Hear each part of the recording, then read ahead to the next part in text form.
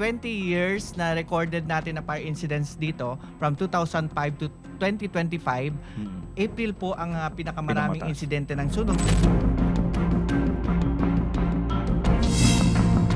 Magandang araw po mga kasangbahay. Makakasama po natin ngayon si Fire Superintendent Anthony Arroyo, ang spokesperson po ng Bureau of Fire Protection at siya rin po ang Chief ng Public Information Service ng BFP. At ngayon po pag-uusapan natin dahil pumasok na po ang tag-araw at inaasahan po at talagang by trend ng ating bansa, sa ating bansa ay dito pumapasok yung mataas na o tumataas ang bilang ng mga insidente ng sunog. At syempre, pagdating sa usaping sunog at mga pag-apula ng apoy, makakasama po natin ang Bureau of Fire Protection dahil sila po ang talagang nangunguna sa mga ganitong operasyon at sila ang talagang masasabi nating makapagbibigay sa atin ng tamang impormasyon hinggil sa mga bagay na ito, lalo na sa pag-iingat, iwas sa sunog. So kasama po natin, Sir Tony.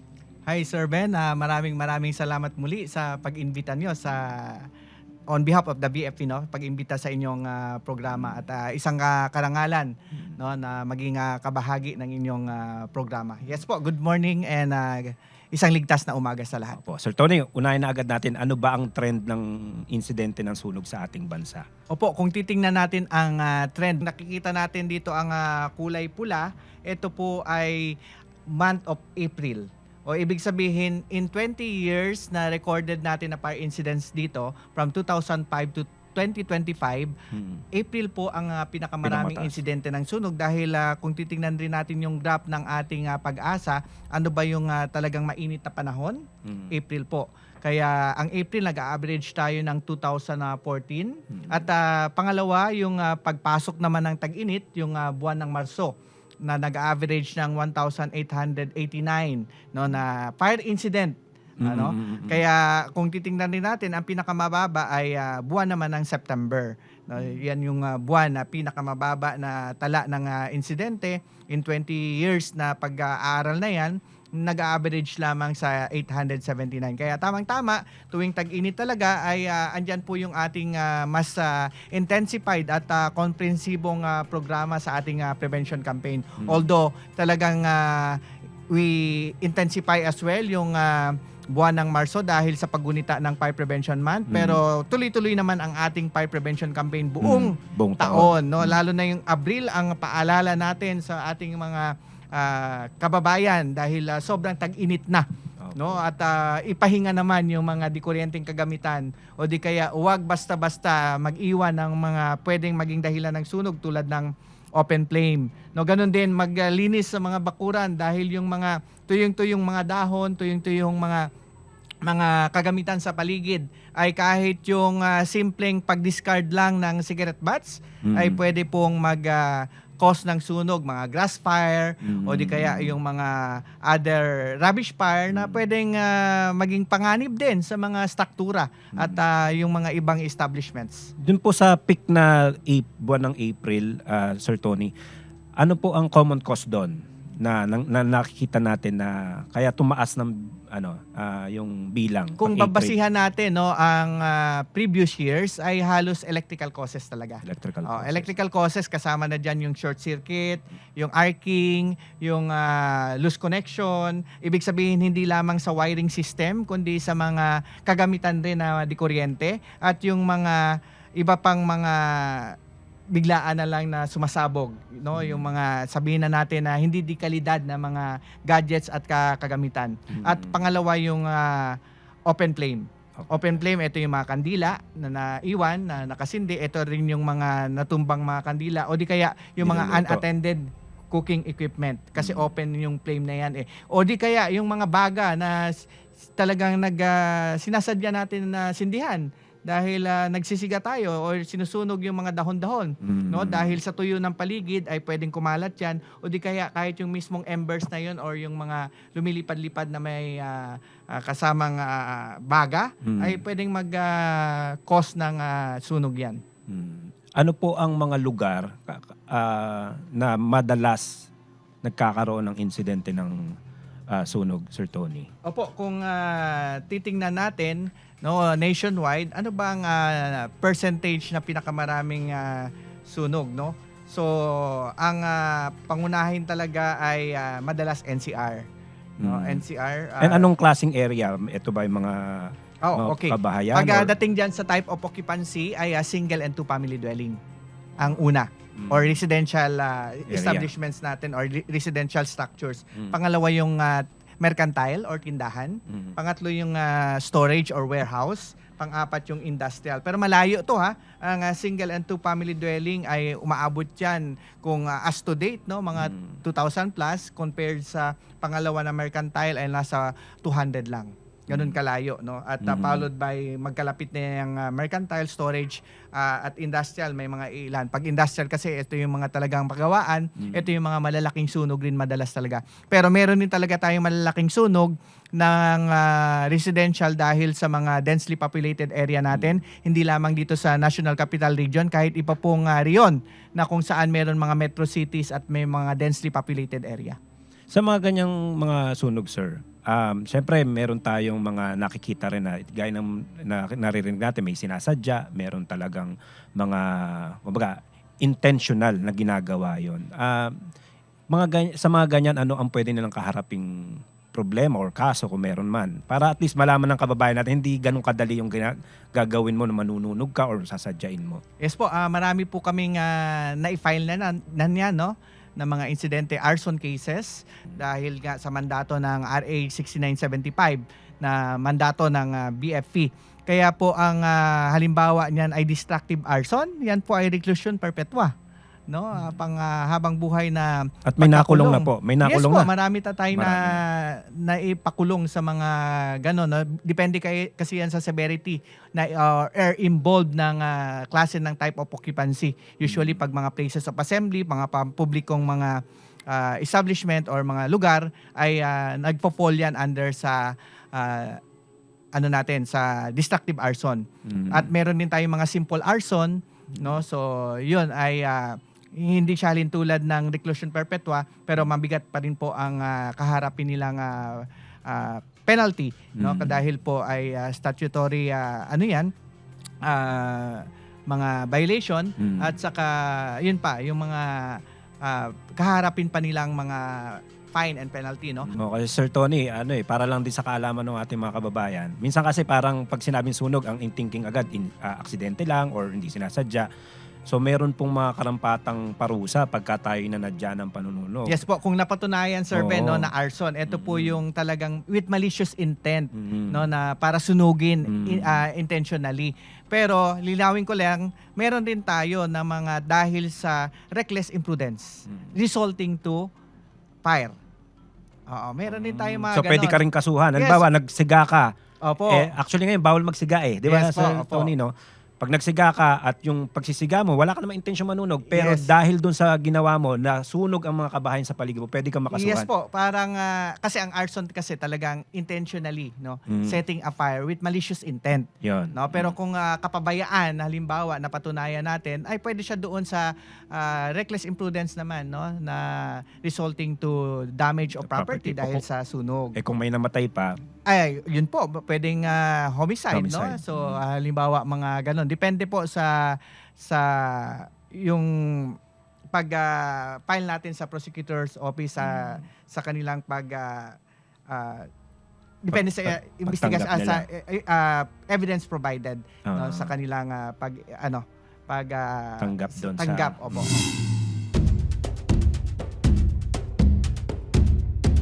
Kahit po yung extension cord na yan, kapag nakasaksak na yan, ay pwede siyang maging dahilan ng sunog.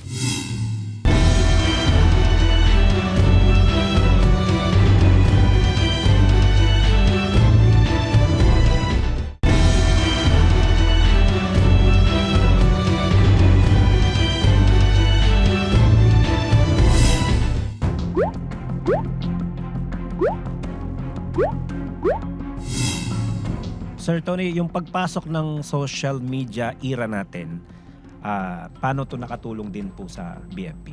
Actually, napakalaking bagay ito, no, dahil dati kami po ay pumupunta sa mga bahay-bahay na nagkakandak ng mga house-to-house survey, although ginagawa pa rin natin to.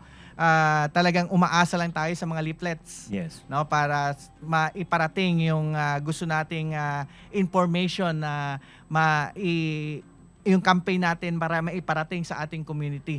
Pero ngayon, no, dahil nga halos lahat may mga Cellphone na, gadget na at saka may mga cellphone na at accessible na sa mga social media natin. Kaya po ang inyong BFP po, bawat station ay may respective na official pages. Pwede nyo i-follow doon at we assure you na hindi lamang impormasyon patungkol sa BFP ang matutunan nyo doon, kundi po talagang mga fire safety tips, fire safety education, no, ang talagang mapupulot yung mga aral doon. Kaya yes, napakalaking bagay po at yung mga social media influencer din natin, no, na talagang katuwang namin sa pagpapalaganap ng adikain ito. Tulad na lang ng programa ninyo, Sir Ben, no.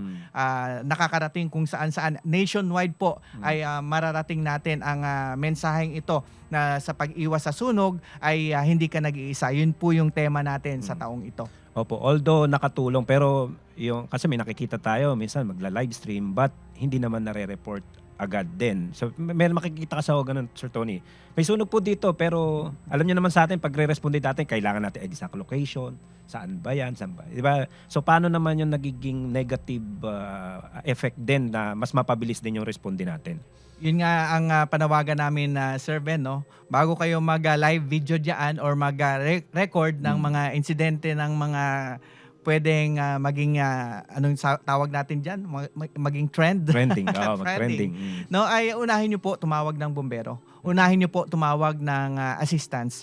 Ang 911 po na Unified 911 system ay kahit anong emergency, kahit po anong kailangan yung ahensya na rumisponde, kasama na diyan ang Bureau of Fire Protection, ang inyong kapulisan, ay pwede kayo tumawag sa 911. Kaya unahin po ang pagbigay ng impormasyon sa 911 at sa loob lamang ng 5 minuto kung dito sa Metro Manila ay makakaresponde na po ang inyong BFP o di kaya outside of Metro Manila dahil nga sa distansya ng mga stasyon or fire station sa isa't isa, maaaring abuti ng 7 minutes. No, pero yun yung goal natin, no, na makaresponde agad at makapagligtas ng buhay at pati ari-arian. No, kaya yun yung reminder namin. Huwag na munang mag-live video, huwag na munang mag-record, kung hindi tumawag muna ng 911. And tumulong muna kung anong maiambag doon, no, bago mag-live video kasi hindi hindi nakatutok ang mga BFP or personnel or di kaya yung mga concern din na tumawag sa bombero sa pamamagitan lamang ng inyong live na broadcast. Sir Tony, para makatulong yung mga kababayan natin, imay-himay natin kasi sabi nyo kanina, isa sa unang pinanggagalingan ng sunog talaga, mga household eh. So unahin natin, sa kusina, ano yung pwedeng pagmulan ng sunog? Sa kusina, yung lalo na pag ang ating ceiling ay made of plywood or light materials, yung mga wall natin, gayon din, light materials. So, dapat ilayo natin yan sa lutuan. At ang kusina dapat talaga ay properly ventilated.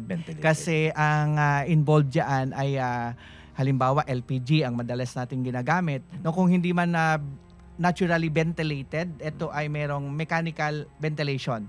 No, tulad ng mga exhaust fan, no, mga extraction ng usok for ventilation purposes. Dahil po pag LPG, hindi po safe ang LPG pag once na nagkaroon ng leak, nagkaroon ng yung leak at napunta sa confined space. No? So hindi siya easily ma-dissipate, no. So kailangan talaga ng properly ventilated. Then, wag iwanan yung mga niluluto. Palaging nakatutok diyan. I-check palagi kung halimbawa LPG nga ang ginamit, i-check maya-maya yung or every now and then yung hose natin kung wala yan leak at make sure i-turn off kung ano man ang source ng fuel natin, kung LPG ba yan, kung halimbawa electric ba yan, palaging i-unplug kung hindi na ginagamit, no, at wag pabayaan talaga habang nagluluto, wag nang mag-multitasking, no, kung minsan naengganyo or na stranded na doon sa panood ng mga teleseries, gadget, nakalimutan na yung mismong niluluto na pala ay lumiyab na, kaya mapunta doon sa nasabi nating mga light materials tulad ng ceiling made of plywood o di kaya wall. O di kaya yung mga basahan na nasa tabi na tuyo, biglang lumiyab at kumalat ang sunog. At kung kitchen fire naman, no, ang dapat po alam rin natin paano ito labanan. No, hindi po porke porket kitchen fire apoy ay buhusan agad ng tubig. So what if kung yung kumukulong mantika ay lumiyab? So hindi po advisable ang pagsabog ng tubig, kundi i-turn off yung source muna ng burner, kung LPG halimbawa, para making sure na talagang wala nang pwedeng pagmula ng continuous na flame. Then kung tuloy-tuloy pa rin yung apoy doon sa kumukulong mantika, ay takpan natin ng takip o di kaya basang-basahan na makapal na tela, no, para mawala ang oxygen. Kasi pag wala ang oxygen, wala na rin yung apoy. So, yun po, mga tamang kaalaman talaga at kasanayan kung paano ito labanan. Mas mainam kung may fire extinguisher. So, yun po yung sa kitchen, Sir Ben. Sa kwarto naman, sir. Sa kwarto, ang madalas na nagiging dahilan dyan, yung mga ngayon, no, usong-uso na ang mag-charge na mga gadget pinapatong sa mga kama. Alam naman natin, ang kama ay made of light materials. Talagang, hindi light materials, no, talagang sabihin natin na madaling lumiyab talaga, tulad ng kumot, tulad ng unan. So, wag yan ipatong saan-saan. Mapapansin nyo, Sir Ben, kahit gumagamit lang tayo ng cellphone kahit hindi nga naka-charge, no? Umiinit. Yes. Umiinit ko ang habang battery. ginagamit mo, umiinit. Yes, umiinit. At meron tayong insidente nga kahit sumakay ng eroplano, biglang sumasabog yung mga power bank dahil sa pressure, no? Dahil din sa mga, lalo na yung mga hindi aprobado ng DTI, ibig sabihin hindi standard or hindi pasado sa kalidad na dapat ng sineset ng Bureau of Product Standard natin, no? Mga yung madaling lumiyab, yung mga power bank na yan. So sa kwarto yan madalas, syempre yung mga dikuryente nating kagamitan, no, i-unplug natin, no? At yung mga kuminsan din yung mga lamp na naiiwan, kuminsan kasi yung mga electrical na kagamitan natin na yung kusang nagpro-produce ng init kasi yun yung kailangan natin sa kanya. Tulad ng plancha. Yes. So, hindi naiwan yung nakasaksak yung plancha sa loob ng kwarto. Syempre, magiging dahilan ng sunog yun. Ano pa ba ang pwedeng maging dahilan ng pag-sunog na yan? Yung mga umiinit na kagamitan, di ba? Yung halimbawa, electric pan, naiwan doon. No? Lalo na yung mga electric pan na pag-on, kailangan pang tulungan ng daliri para umikot yung propeller. Signal na yata yun para palitan or Palitan pagawa. or pagawa. Yes po. Kasi kung halimbawa, nag-fluctuate lang konti ang ating kuryente, tapos nag-off na siya, wala ka doon sa kwarto, Hindi, hihinto na siya. hindi mo na tulungan na paikutin, di ano mangyayari doon usually? So nagiging dahilan siya ng overheat o di kaya nalulusaw yung kanyang mga insulator doon at sa kanyang mga plastic at eventually ay lumiliyab. At saka yung mga mismong mismong mga wiring system sa loob ng kwarto, kung minsan yung nababasa dahil sa ulan, pinapasukan yun ng tubig at nagiging dahilan din ng short circuit, no, dahil water is a good conductor of electricity. So yun yung mga madalas na nangyayari. Pero ang advice talaga namin, make sure na i-unplug po yung mga dikuryenteng kagamitan na hindi na ginagamit. Opo. Sa sala. Sa sala, yun din. Komisara. Ang dami pong extension cord, mapansin nyo sa sala. Correct. Kasi yung disenyo ay hindi akma doon sa inaasahan na gagamiting appliance. Dahil po ang wall outlet na yan talaga ang pinaka-ideal design. Naka-compute, properly computed na yan kung anong amperahe ang kailangan, no, at ilang outlet na convenience outlet and wall outlet, no, iba pa yung sa lighting, hindi sapat. So ang madalas sa sala ay yung extension cord. Yes. Wala nang tanggalan yun. Di ba ang extension cord na yan, very exposed siya. For the information din ng lahat, under sa Philippine Electrical Code, hindi po dapat expose yung wire. Kaya kung makapasok ka sa talagang ideal na design na mga kabahayan, wala kang makitang exposed wire. Pero merong mga wall outlet na sapat. No? Kahit po yung extension cord na yan, kapag nakasaksak na yan, ay pwede siyang maging dahilan ng sunog. Bakit? Lalo na kung substandard yung electrical or extension cord natin. O di kaya dahil na masyadong naloadan ng marami. Umiinit siya. No? O di kaya yung mismong nasusugatan, o di kaya nginangat-ngat ng mga daga dahil exposed siya Correct. So nagiging dahilan siya ng short circuit o di kaya yung arcing, nag-spark siya. So yan po madalas sa sala. At ano pa ba? Yung mga hindi na pinapatay ng mga di kuryenteng kagamitan doon, no? So pwede din maging dahilan 'yun. 'Yun again, electric fan na madalas doon nakasaksak lang kasi yung sa sala kasi napapansin din namin kung minsan yung electric fan, 'di ba, yung pagbuga niya ng hangin dito sa harap, yung likuran naman ay Humihigop humihigop. eh. Kung minsan hinihigop yung hangin at napupunta yung kurtina. Kurtina. 'Di ba? Yung Tama. kurtina ay nagpahinto sa Tatakip electric na fan dun na sa takip. Tapos Tapos halos umiinit na siya dahil naka-on siya at walang nakatutok at hindi na agapan. So pwedeng may dahilan ng sunog. Pag lumiyab ang kurtina, alam naman natin, no, diretso na sa ceiling made of plywood again or other mga combustible materials. Sir Tony, nabanggit nyo rin kanina mas maganda kung meron kayo fire extinguisher. Sa dami ng mga online ngayon na may makikita ka na iba't ibang klase ng parang mga fire extinguisher. Meron pa nga yung parang bola, ihagis mo na lang. Ano po yung advice niyo sa mga kababayan natin in terms of dun sa ganon? Opo, sa pag-enforce namin ng Republic Act 9514, no, ang talagang standard natin diyan at siyempre DTI approved yung talagang fire extinguisher na yung available sa market. Kasi hindi naman kami ang nagko-control diyan, no, kundi yung DTI. Pag once DTI approve yan, yes, ibig sabihin talagang pasado yan sa quality. Yes. No, ang advice namin na talagang yung talagang masasabi natin na actual suppression pa rin. No, kasi yung mga hinahagis na nabanggit niyo, Sir Ben, no, ang question din doon is talaga bang ma-target natin yung talagang base of Base of fire. fire, opo. Kung pagtapon natin halimbawa ay hindi sumabog o di kaya hindi napunta doon sa mismong base of fire kundi sa mga affected area lang. So useless, not compared sa mismong fire extinguisher na kaya natin observe yung pass. No, yung acronym na PASS, pull the pin, no, yung pag-pull may kasamang twist para ma-break yung seal, then aim the nozzle to the base of fire, ang paghawak sa nozzle sa dulo at maigpit, then after aiming it sa mga distansya siguro na mga depende, no, sa 2 to 3 meters depende, pero make sure yung inyong likuran kung nasa loob ng bahay ay palaging nakaharap sa pintuan. Yes. Do not use the fire extinguisher na nakaharap kayo sa pintuan. Kasi mas delikado yon. Kung hindi maagapan, wala na kayong means of exit.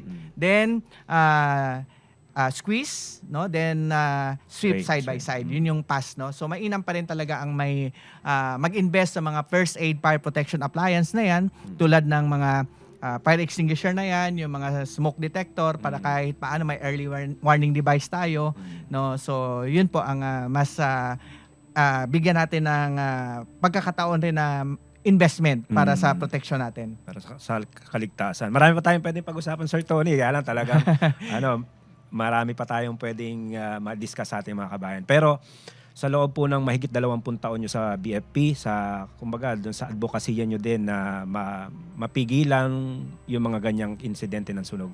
Meron po ba kayong naisip na ito wish ko para sa mga kababayan ko regarding dito sa mga ganitong insidente? Yung talagang panawagan namin, no, sa lahat ng talagang community ay maging resilient at mas mainam talaga ang magkaroon ng talagang kahandaan, no, ay pagdating sa mapinsalang sunog na yan ay maging katuwang talaga kayo ng Bureau of Fire Protection dahil po ang mapinsalang sunog ay napakasakit pag mangyari sa atin, no? Ito ay isipin mo pa lang ay worst nightmare na ito, tandaan niyo yan. Kaya mas mainam ang maging katuwang natin sa pag-iwas sa sunog, wag nang antayin bago tayo kumilos, maging alerto, maging alisto at mas bigyan natin ng pagkakataon para mas maprotektahan natin ang ating mga tahanan, ating mga ari-arian at ang ating pamilya sa pamamagitan ng pag-iwas sa mapinsalang sunog. Kung hindi man, ay mas maganda pa rin hindi tayo magpanik dahil hindi tayo matatakot dahil meron tayong sapat na kahandaan naman at kasanayan paano labanan ang nasabing mapinsalang sunog o di kaya iligtas ang ating mga buhay sa mapinsalang sunog na yan. No, yung edit, dapat yun gawin ng bawat tahanan, bawat pamilya. Exit drill in the house. Tandaan natin yan. At wag atubiling tumawag agad sa 911 para kami ay makaresponde agad, makapagsalba ng buhay at ari-arian. Yan, maraming salamat po. Gaya ng sinabi ko, marami pa tayong pwedeng pag-usapan pero limited yung ating oras. Sa mga susunod, ma-invite uli natin si Sir Tony para mabigyan pa tayo ng iba't ibang information para tayo ay maging ligtas. Maraming salamat po sa ating naging resource person, si Fire Superintendent Anthony Arroyo, ang spokesperson po ng Bureau of Fire Protection at hepe rin po ng Public Information Service ng BFP. Sana po ay may natutunan kayo at alam ko marami tayong natutunan sa episode ngayon ng Lifesaver at hanggang sa susunod na linggo po, samahan ninyo kaming matutong muli ng iba't ibang first aid at iba't ibang paghahanda sa iba't ibang mga sakuna dito lang sa Lifesaver. Ako po si Benedict Galasan at magandang umaga po sa inyo lahat. Sir, thank you.